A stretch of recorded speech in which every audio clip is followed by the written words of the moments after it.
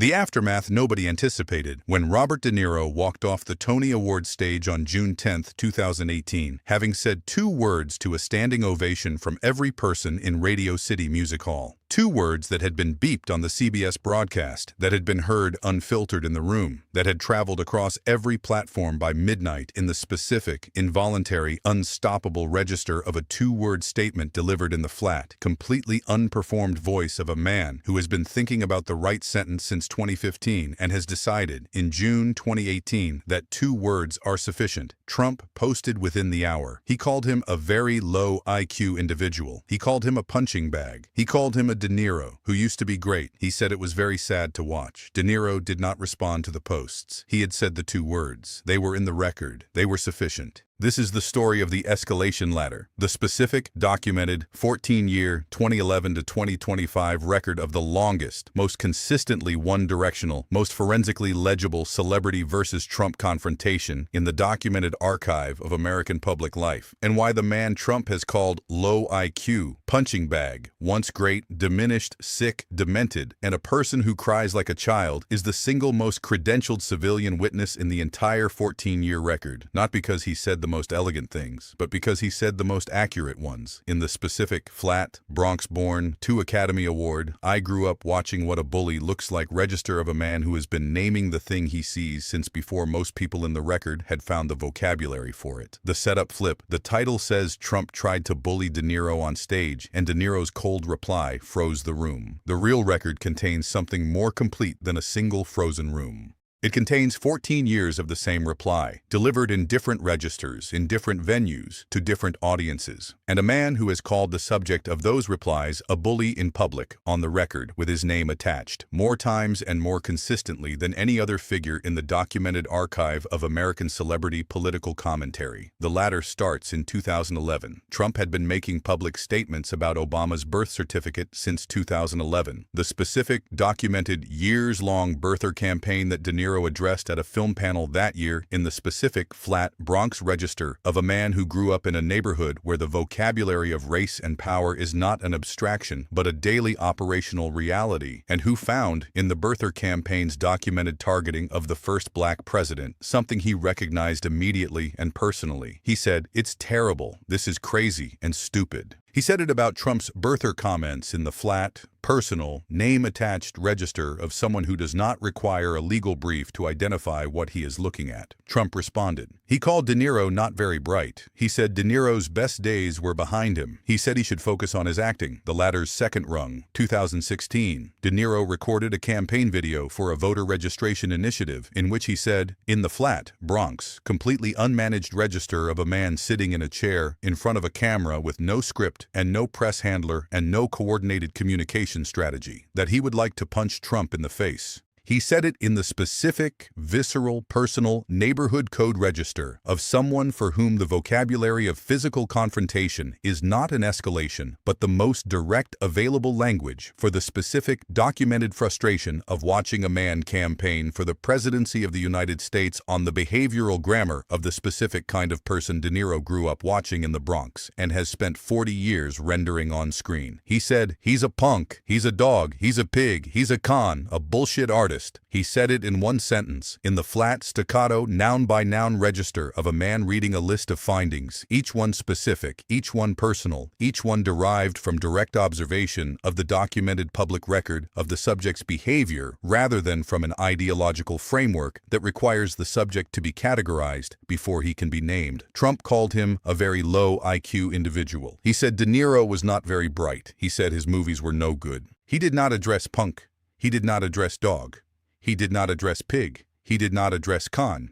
He did not address bullshit artist. He addressed the intelligence in the movies and left the 5 nouns in the record unanswered at the specific weight of 5 findings delivered in the flat, Bronx, noun-by-noun register of someone who has been watching the subject for long enough to have a noun for every documented behavior. June 10, 2018, the Tony Awards, Radio City Music Hall. De Niro was introduced to present Bruce Springsteen with a special Tony Award. He walked to the microphone in the flat, unhurried, completely unbothered register of a man who has been thinking about what he is about to say since the morning and who has decided in the specific live television, full audience, CBS broadcast format of the most watched night in American theater that 2 words are the complete and final statement he needs to make. He said, "I'm going to say one thing. Fuck Trump." He said it twice. He pumped his fists. The room, every actor, director, producer, designer, and musician in Radio City Music Hall, rose. The standing ovation was immediate, sustained, and in the specific, involuntary, pre-political recognition frequency register of a room full of people who have been given, in 2 words and 2 fist pumps, the specific, complete, unbothered permission to stand. CBS bleeped it. The internet did not. The receipt in this script is the Cannes Palme d'Or, the specific, documented, physically real, institutionally prestigious, French government-issued Lifetime Achievement Award that the Cannes Film Festival placed in De Niro's hands in May 2025, on the same stage where he delivered the speech that Trump responded to, with a Truth Social post calling him a person whose acting talents had greatly diminished and whose reputation was now shot. The Palme d'Or, the Lifetime Achievement Award from the oldest and most prestigious film festival on Earth, placed in the hands of the man Trump called diminished, in the flat, institutional French jury register of an organization that evaluated the documented lifetime output of every significant figure in world cinema, and found, in De Niro's body of work, the complete and sufficient case for the highest honor it can bestow. De Niro said, accepting the award, in the flat, measured, Cannes stage register of a man holding a golden palm, and choosing, from the available vocabulary, the sentence that the moment required. America is fighting for the democracy we once took for granted. He said it about the 100% tariff Trump had threatened to impose on films made outside the United States, the specific, documented, economically catastrophic, artistically absurd threat that De Niro, standing on a stage in France holding a Lifetime Achievement Award from the world's most prestigious film festival, described in the flat, forensic, completely unbothered register of a man naming a Philistine act committed by a Philistine president. Trump posted, "Robert De Niro, whose acting talents have greatly diminished, with his reputation now shot, must even use a teleprompter for his foul and disgusting language so disrespectful to our country." He addressed the teleprompter. He left the Palme d'Or in De Niro's hands. He left the democracy sentence in the Cannes record.